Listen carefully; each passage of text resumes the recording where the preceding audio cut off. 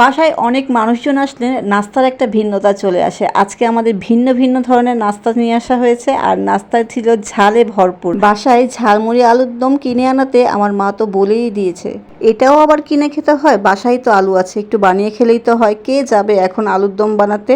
তার সাথে হচ্ছে চিতই পিঠা। চিতই পিঠার ভর্তাটা যে কি মজা ছিল, আলুর দমের এই ঝোলটা দিয়েও কিন্তু চিতই পিঠা দিয়ে খেতে আমাদের খুব ভালো লাগছিল।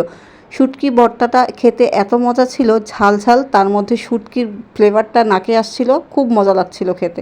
গরম গরম চিতই পিঠা শুটকি ভর্তা, পরিমাণে কিন্তু ভর্তাটা কম হয়ে গিয়েছিল, সবাই খেতে মজা পাচ্ছিল। আর সাথে আমরা নিয়ে নিয়েছিলাম আলুর দমের ঝোল। অনেকের বাসাতেই দেখি চিতই পিঠার সাথে ভর্তা নিয়ে আসলে ভর্তাটা ফেলে দেয়, কিন্তু আমাদের বাসায় সব সময়ের মতো ভর্তাটা কম পড়ে যায়।